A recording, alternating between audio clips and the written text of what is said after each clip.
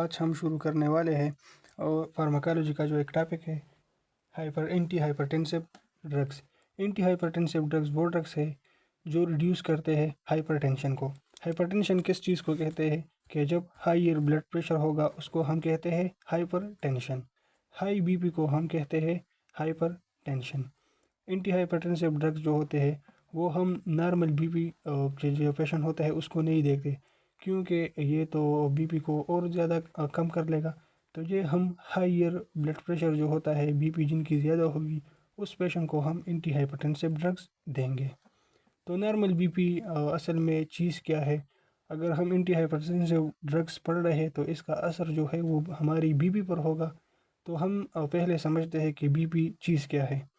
BP the force exerted by blood on the walls of blood vessels. जो force है जो blood लगाता है ब्लड वेसल्स की वॉल पर, तो उसे हम कहते हैं। 5 फैक्टर्स है हमारे पास जिस पर बीपी इफेक्ट होगा। अगर इनमें कमी बेशी आएगी तो हमारी बीपी या ज़्यादा होगी या कम होगी। सबसे पहले जो उनमें है वो कार्डियक आउटपुट। कार्डियक आउटपुट वो वॉल्यूम ऑफ ब्लड है जो हार्ट पंप करता है पर मिनट, ठीक है। और दूसरा जो है वो है total peripheral resistance. Total peripheral resistance वो रेजिस्टेंस है जो ब्लड वेसल्स की वजह से होता है ब्लड के फ्लो को। देखिए, अगर ब्लड जा रहा है ब्लड वेसल्स में, ठीक है, तो उनमें तो टेंशन है, उनमें कोई रेजिस्टेंस है, उसी रेजिस्टेंस को हम कहते हैं टोटल पेरिफेरल रेजिस्टेंस। तीसरी जो है वो है elasticity of aorta and large arteries. तीसरे नंबर पर जो है वो है blood volume and circulatory capacity. जो ब्लड का वॉल्यूम है वो भी बीपी को इफेक्ट करता है।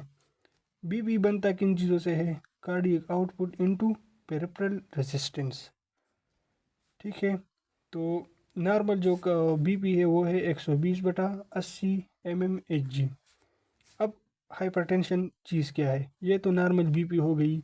अब हाइपरटेंशन क्या है, यानी हाई ब्लड प्रेशर हम किस चीज़ को कहते हैं?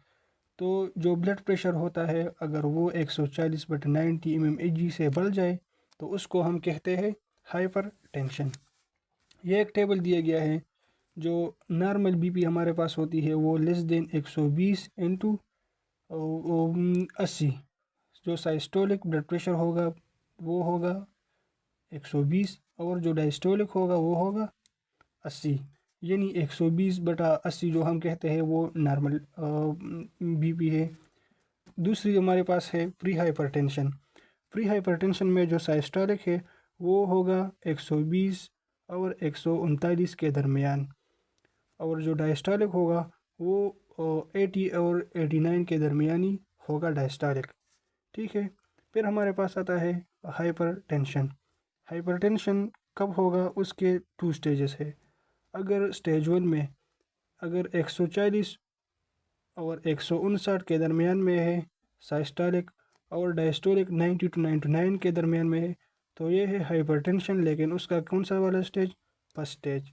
फिर हाइपरटेंशन का दूसरा स्टेज है अगर साइस्टोलिक प्रेशर 160 से हाई होगा और डायस्टोलिक 100 से हाई होगा तो इसको हम कहते हैं डायस्टोलिक। तो ये हाइपरटेंशन की सेकंड स्टेज है। फिर जो कैटेगरी है वो है हाइपरटेंशन क्राइसिस। हाइपरटेंशन क्राइसिस में जो बीपी होगी, जो साइस्टोलिक प्रेशर होगा वो होगा 180 से ज़्यादा होगा, और जो डायस्टोलिक होगा वो 180 वो 100 से हाई होगा, ठीक है। अब जिस्म को, हमारी बॉडी को कैसे पता चलता है कि हमारी बीपी ज़्यादा है या कम है? तो हमारे वेसल्स में, ब्लड वेसल्स में बैरो रिसेप्टर्स है। बैरो रिसेप्टर्स जो है ये हमारे ब्लड वेसल्स में कुछ रिसेप्टर्स होते हैं जो बीपी को चेक करते रहते हैं कि आया बीपी ज़्यादा है या कम है, तो बॉडी उसको रिस्पांस शो करता है। जो रिस्पांस बॉडी शो करता है उसको हम कहते हैं बैरो रिफ्लेक्स या बैरो रिसेप्टर रिफ्लेक्स। ये वो मैकेनिज़्म है, हीमोस्टेटिक मैकेनिज़्म है, जिसकी वजह से हमारी बीपी नॉर्मल रहती है, नॉर्मल लेवल तक ही रहती है। तो जो एंटी हाइपरटेंसिव ड्रग्स है उनको कैटेगराइज किया गया है 5 मेजर क्लासेस में। उसकी 5 मेजर क्लासेस में उनकी कैटेगराइजेशन हुई है। सबसे पहले जो इसमें आता है वो है बीटा एड्रेनर्जिक ब्लॉकर्स। दूसरी जो है वो है diuretics, calcium channel blockers, angiotensin converting enzyme inhibitors, angiotensin receptor blockers. ठीक है जी, ये 5 क्लासेस है जो एंटी हाइपरटेंसिव ड्रग्स की है। सबसे पहले जो इनमें आता है वो है बीटा एड्रिनर्जिक ब्लॉकर्स और बीटा रिसेप्टर ब्लॉकर्स। तो सबसे पहले जो ये बीटा रिसेप्टर होता है, ये उनको ब्लॉक करता है जो बीटा रिसेप्टर ब्लॉकर्स होते हैं। तो बीटा रिसेप्टर को ही ब्लॉक करते हैं। तो बीटा रिसेप्टर ये एक एड्रिनर्जिक रिसेप्टर है। दो टाइप के रिसेप्टर्स हमने पढ़े थे, एड्रिनर्जिक एंड कोलिनर्जिक। तो जो बीटा रिसेप्टर्स है वो है एड्रिनर्जिक रिसेप्टर्स। वो रिसेप्टर्स जो एड्रेनलिन और नॉन एड्रेनलिन को रिस्पांस शो करते हैं उन्हें हम कहते हैं एड्रिनर्जिक रिसेप्टर्स। तो बीटा रिसेप्टर की भी फर्दर डिवीजन हो गई है। एक है बीटा 1 रिसेप्टर्स, बीटा 2 रिसेप्टर्स और तीसरी जो है बीटा 3 रिसेप्टर्स। बीटा 1 रिसेप्टर्स जो होते हैं वो हार्ट और किडनी में प्रेजेंट होते हैं। उनका फंक्शन होता है कि हार्ट रेट को इंक्रीज़ करे। इनकी जो स्टिमुलेशन होगी तो वो हार्ट रेट को इंक्रीज़ करेंगे। अगर किडनी के बीटा 1 रिसेप्टर्स है वो स्टिमुलेट हुए तो वो सिक्रीशन ऑफ रेनिन इंक्रीज़ करेंगे। जो बीटा 2 रिसेप्टर्स है उनकी लोकेशन है लंग्स एंड लिवर, और इनका जो फंक्शन है, जो लंग्स है वो ब्रांको डायलेशन करेगी, और जो लिवर है वो ग्लाइकोजिनोलाइसिस करेगी। और बीटा 3 रिसेप्टर जो होते हैं वो मेनली लोकेटेड होते हैं फैट सेल्स में, लेकिन मेनली हमारा जो फोकस होगा वो बीटा 1 और बीटा 2 रिसेप्टर्स में होगा एंटी हाइपरटेंसिव ड्रग्स में। तो बीटा एड्रिनर्जिक ब्लॉकर्स या बीटा रिसेप्टर्स ब्लॉकर्स। तो बीटा रिसेप्टर्स तो हमने पढ़ लिए कि लोकेशन और फंक्शन तो उनकी हमने पढ़ ली है। अब हम इन ब्लॉकर्स को पढ़ेंगे जो बीटा रिसेप्टर ब्लॉकर्स है। तो बीटा रिसेप्टर ब्लॉकर जो होते हैं वो बाइंड होते हैं और ब्लॉक करते हैं मेनली बीटा रिसेप्टर्स को, जो बीटा 1 और बीटा 2 है। ठीक है, ये ड्रग जो नॉरएपिनेफ्रिन है और एपिनेफ्रिन है, नॉरएपिनेफ्रिन और एपिनेफ्रिन बीटा रिसेप्टर्स के साथ बाइंड होते हैं कि इन्हें स्टिमुलेट कर ले। ठीक है, लेकिन ये ड्रग्स जो है बीटा एड्रिनर्जिक ब्लॉकर्स, ये बीटा रिसेप्टर्स के साथ बाइंड हो जाते हैं, तो उसी वजह से नॉरएपिनेफ्रिन एंड एपिनेफ्रिन उस रिसेप्टर के साथ अटैच नहीं होंगे और इनका जो फंक्शन है वो परफॉर्म नहीं करेंगे। इसी वजह से बीटा ब्लॉकर्स को हम कहते हैं sympatholytic drugs. Two type of drugs होते हैं। सिम्पेटोलेटिक जो ड्रग्स होते हैं वो होते हैं एंटागोनिस्ट, और सिम्पेटोमिमेटिक जो होते हैं वो होते हैं एगोनिस्ट। ठीक है, तो बीटा एड्रिनर्जिक ब्लॉकर्स या बीटा रिसेप्टर ब्लॉकर्स जो होते हैं वो है सिम्पेटोलेटिक ड्रग्स। अब बीटा रिसेप्टर ब्लॉकर्स का एक्शन क्या होगा, ये क्या करते हैं। ठीक है, तो जो बीटा रिसेप्टर ब्लॉकर्स होते हैं वो हार्ट के जो बीटा रिसेप्टर ब्लॉकर्स है उन्हीं को ब्लॉक कर देते हैं, जिसकी वजह से हार्ट रेट और कार्डियक आउटपुट कम हो जाती है। ठीक है, और जो किडनी के बीटा रिसेप्टर्स होते हैं अगर उन्हें ब्लॉक किया जाए तो जो रेनिन सिक्रीशन हो रही है किडनी से तो वो ब्लॉक होगी। रेनिन सिक्रीशन इंक्रीज़ करता है बीपी को।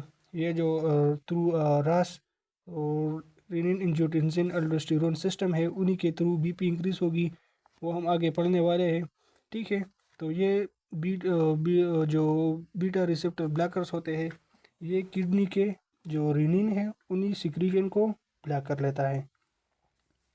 अब बीटा रिसेप्टर्स की क्लासिफिकेशन हुई है। जो बीटा ब्लॉकर्स है उन्हीं की क्लासिफिकेशन हो गई है। वो टू टाइप ऑफ है बीटा रिसेप्टर से, एक है सेलेक्टिव और दूसरा है नॉन सेलेक्टिव। जो सेलेक्टिव है वो बीटा 1 को सिर्फ ब्लॉक करेंगे, सिर्फ बीटा 1 पर वो एक्ट करेंगे, और जो नॉन सेलेक्टिव है वो बीटा 1 और बीटा 2 दोनों को ही ब्लॉक करेंगे। ठीक है, तो सेलेक्टिव बीटा 1 ब्लॉकर में हमारे साथ है मीटोप्रोलोल, एसीब्यूटोलोल, एथिनोलोल, बिस्प्रोलोल, इस्मोलोल एंड बीटाक्सिलोल। और जो नॉन सेलेक्टिव है उनमें हमारे पास है प्रोप्रानोलोल, ट्रेमोलोल, सेटोलोल। ठीक है, और जो विद आईएसए और हम कहते हैं इंट्रिंसिक सिम्पेटोमिमेटिक एक्टिविटी। जो इंट्रिंसिक सिम्पेटोमिमेटिक एक्टिविटी है ये पार्शली क्या होते हैं, एगोनिस्ट होते हैं। एगोनिस्ट भी होते हैं ये पार्शली। ठीक है जी, ये सिर्फ फेंडोलोल जो है नॉन सेलेक्टिव की क्लासिफिकेशन में सिर्फ फेंडोलोल है जो क्या है इंट्रिंसिक सिम्पेटोमेमेटिक है। ठीक है। जो बीटा 1 रिसेप्टर है, बीटा रिसेप्टर ब्लॉकर्स है, उन्हें हम कहते हैं कार्डियो सेलेक्टिव, क्योंकि ये सिर्फ बीटा 1 पर एक्ट करते हैं। और बीटा 1 कहाँ पर प्रेजेंट होता है, वो मेनली हार्ट में ही प्रेजेंट होते हैं, इसलिए हम इसको कहते हैं कार्डियो सेलेक्टिव। ठीक है। अब therapeutic uses of beta receptors. Therapeutic use of beta receptors यानी बीटा रिसेप्टर्स को हम किस लिए इस्तेमाल कर रहे हैं। ठीक है जी। टू ट्रीट हाइपरटेंशन, जो हाइपरटेंशन है, इंक्रीज बीपी है, उसी को ट्रीट करने के लिए हम hypertension the beta receptors blockers देते हैं। अब किडनी में, तो किडनी के जो बीटा रिसेप्टर्स है वो ब्लॉक हो गए। जब वो ब्लॉक हो गए तो रेनिन रिलीज नहीं होगा, और जब रेनिन रिलीज नहीं होगा तो रस सिस्टम जो है वो ब्लॉक होगा, जिसकी वजह से बीपी इंक्रीज होती है। तो जब रस सिस्टम ब्लॉक होगा तो बीपी इंक्रीज नहीं होगी। ठीक है। फिर हार्ट में कैसे यह हाइपरटेंशन को डिक्रीज करता है। तो हार्ट में हमारे पास बीटा 1 रिसेप्टर प्रेजेंट होते हैं।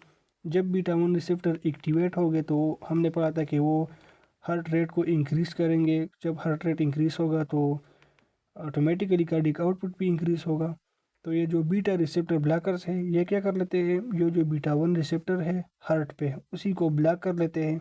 तो हमारे पास जो हार्ट रेट है और कार्डियक आउटपुट है वो डिक्रीज होगा। और हार्ट रेट और कार्डियक आउटपुट, बीपी में हमने पढ़ा था कि बीपी किन किन चीज़ों से बढ़ता है, cardiac output into peripheral resistance. तो जब कार्डियक आउटपुट कम होगा तो ऑटोमेटिकली बीपी भी हमारे पास डिक्रीज होगी। फिर दूसरी जो थेरापीटिक यूज़ है इन बीटा रिसेप्टर ब्लॉकर्स की, वो है कार्डियक इरिथमिया। एबनॉर्मल जो हार्ट रेट होता है उसी में हम बीटा रिसेप्टर्स देते हैं। जो टिकिकार्डिया होता है, इंक्रीज हार्ट रेट जो होता है, उसमें हम देते हैं मेटोप्रोलोल और प्रोप्रानोलोल जो है वो उन्हें हम इस्तेमाल करते हैं। ठीक है। मेटोप्रोलोल जो है ये सेलेक्टिव ड्रग है और प्रोप्रानोलोल जो है ये नॉन सेलेक्टिव ड्रग्स है। ठीक है। मेटोप्रोलोल जो होते हैं ये मेनली जो हम उसी पेशेंट को देते हैं जिसे अस्थमा की बीमारी हो। ठीक है। लंग्स की अगर बीमारी होगी तो हम उसे मेटाप्रोलोल देंगे, सेलेक्टिव बीटा ब्लॉकर देंगे। और ये जो नॉन सेलेक्टिव है तो ये तो बीटा 1 और बीटा 2 दोनों को ही ब्लॉक करते हैं। तो मेनली जो हम देते हैं वो होता है मेटाप्रोलोल। ठीक है। एमआई अगर किसी को माइकार्डियल इंफ्रैक्शन हुआ है तो उसी में हम बीटा रिसेप्टर ब्लॉकर देते हैं, जो कि रिड्यूस कर लेते हैं हार्ट पर जो लोड होता है उन्हीं को डिक्रीज कर लेता है। क्या डिक्रीज करता है, हार्ट रेट को और कंट्रैक्टिलिटी को डिक्रीज कर लेता है। उसी वजह से जो चांसेस ऑफ एमआई होते हैं फ्यूचर में, अगर किसी को एमआई होगी तो उन्हीं को डिक्रीज कर देता है। या हम कह सकते हैं कि decrease secondary prophylaxis. Decrease secondary prophylaxis का मतलब ये है कि जो फ्यूचर में बीमारी आने वाली है तो उसने क्यों डिक्रीज कर लेता है। फिर जो छठा हमारे पास इसका थेराप्यूटिक यूज़ है वो है थायरोटॉक्सिकोसिस या हाइपर थायरॉयडिज्म। ठीक है। थायरोटॉक्सिकोसिस का मतलब यही है कि T3 एंड T4 का लेवल इंक्रीज होगा। जो बीटा रिसेप्टर्स होते हैं वो हम यूज़ करते हैं थायरोटॉक्सिकोसिस में, क्योंकि थायरोटॉक्सिकोसिस की वजह से पल्पिटेशन ऑफ हार्ट इंक्रीज होगी। ठीक है। पांचवा जो इसका यूज़ है थेरापीटिक यूज़ वो है एंजाइना। एंजाइना हम कहते हैं चेस्ट पेन को, लेकिन एंजाइना की फर्दर जो 3 डिवीजन हुई है, एक है स्टेबल एंजाइना, दूसरा है अनस्टेबल एंजाइना और तीसरा है प्रिंजिमिटल एंजाइना। तो हम बीटा ब्लॉकर्स को स्टेबल और अनस्टेबल एंजाइना में देते हैं, और जो प्रिंजिमिटल एंजाइना होता है उसमें हम बीटा ब्लॉकर्स को नहीं देते, क्योंकि ये क्योंकि प्रिंजिमिटल एंजाइना में ऑलरेडी मसल स्पाज्म हुआ है, और अगर हम बीटा रिसेप्टर ब्लॉकर देंगे तो वो और भी स्पाज्म काज करेगा। तो उसी वजह से हम प्रिंजिमिटल एंजाइना में बीटा ब्लॉकर्स को नहीं देंगे। ठीक है जी। अब contraindication of beta receptor blockers है कि किस किन कंडीशन में हम बीटा रिसेप्टर ब्लॉकर्स को नहीं दे सकते। तो वो है ब्रांकोस्पाज्म, अस्थमा या क्रोनिक ऑब्स्ट्रक्टिव पल्मोनरी डिजीज़। ठीक है। वो पहले मैंने बताया कि हम इस कंडीशन में क्या हम देंगे। इस कंडीशन में हम सेलेक्टिव जो ड्रग होते हैं उसी को ही देंगे। ठीक है जी। मीटोप्रोलोल जो मैंने बताया था को, तो इसी कंडीशन में हम मीटोप्रोलोल देंगे। बीटा रिसेप्टर जो होते हैं वो डायलेशन करते हैं लंग्स की। ठीक है, तो अगर हम बीटा रिसेप्टर को क्या कर देंगे, ब्लॉक कर देंगे, तो फिर डायलेशन नहीं होगी लंग्स की कंस्ट्रक्शन होगी। और अस्थमेटिक पेशेंट में ऑलरेडी लंग्स जो है वो कंस्ट्रक्ट हुए होते हैं। तो अगर हम बीटा रिसेप्टर 2 को बीटा रिसेप्टर जो होता है 2, अगर उसको ब्लॉक करेंगे तो फिर लंग्स की डायलेशन नहीं होगी, जो सीरियस कंडीशन काज कर सकता है पेशेंट में। ठीक है, और जो डायबिटिक पेशेंट होता है, तो डायबिटिक पेशेंट में जो इंसुलिन इंड्यूस्ड हाइपोग्लाइसीमिया होता है, क्योंकि हमें पता है कि जो डायबिटिक का पेशेंट होता है उसमें इंसुलिन की प्रोडक्शन नहीं होती, तो हम इंसुलिन लेते हैं। ठीक है, जो पेशेंट इंसुलिन लेता है उसकी वजह से जो ग्लूकोज लेवल होता है उसका ब्लड पर कम होता है, लेकिन उसकी वजह से टेकिकार्डिया प्रोड्यूस होती है, उसका जो हार्ट रेट होता है वो इंक्रीज़ होता है। तो उसी पेशेंट को हम जो बीटा रिसेप्टर ब्लॉकर्स है वो देते हैं कि वो उस टेकिकार्डिया को मास्क कर ले। ठीक है, अब इसके जो साइड इफ़ेक्ट्स है एंटी हाइपरटेंसिव ड्रग्स है, तो उसका साइड इफ़ेक्ट्स है ब्रेडिकार्डिया, हार्ट रेट जो होता है वो डिक्रीज़ होगा, हाइपोटेंशन, बीपी भी डिक्रीज़ करेगा, आईवी नोड कंडक्शन ब्लॉक, जो आईवी नोड की कंडक्शन होती है वो ब्लॉक होगी। इसी वजह से जो पेशेंट होता है साइनस ब्रेडिकार्डिया या पार्शियल एवी नोड ब्लॉक जिस पेशेंट में होता है, तो उसको हम ये बीटा रिसेप्टर ब्लॉकर्स नहीं देते। और ये पेशेंट में फैटीग डिजीनेस भी काज कर सकता है, इंसोमिया काज करता है, जो स्लीप हार्मोन्स है मेलाटोनिन, तो उसकी सिक्रीशन जो होती है वो ब्लॉक कर लेता है, उसी वजह से ये इंसोमिया भी काज कर सकता है। अब एंटी हाइपरटेंसिव ड्रग्स की जो मैकेनिज़्म है, anti hypertensive mechanism of beta blockers की, तो बीटा ब्लॉकर जो होते हैं वो बीटा 1 रिसेप्टर्स को जब रिड्यूस करेंगे, जो इस नोट के जो बीटा 1 रिसेप्टर होते हैं, अगर उसको ब्लॉक करेंगे तो ये हार्ट रेट को डिक्रीज़ करेगा, और उसको हम कहते हैं निगेटिव क्रोनोट्रॉपिक इफेक्ट। ठीक है, जो बीटा 1 रिसेप्टर होते हैं मायोकार्डियम के, अगर उसको ब्लॉक करेगा तो क्या होगा, कार्डियक कंट्रैक्टिलिटी डिक्रीज होगी, जो कंट्रैक्शन होता है हार्ट का वो डिक्रीज होगा, उस इफेक्ट को हम कहते हैं निगेटिव आयनोट्रॉपिक इफेक्ट।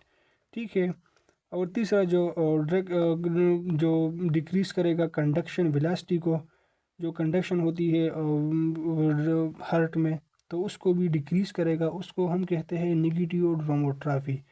ठीक है, जो फार्माकाइनेटिक्स है बीटा ब्लॉकर्स है, जो ओरली हम देखते हैं, जो बीटा ब्लॉकर्स जो होते हैं, तो वो प्रोप्रानोल है, प्रोप्रानोल की फर्स्ट पास मेटाबॉलिज्म ज़्यादा होगी। ओरल ड्रग्स जो हम देते हैं तो वो वीक्स लेते हैं कि वो अपनी इफ़ेक्ट को प्रोड्यूस करें। ठीक है, स्मेलोल, मेटोप्रोलोल और प्रोप्रानोल ये ऐसे ड्रग्स हैं जो आईवी फॉर्म में भी हमारे पास मौजूद है। तो ये था आज का टॉपिक एंटी हाइपरटेंसिव ड्रग्स, और उम्मीद है आप सबको समझ आई होगी। Thank you.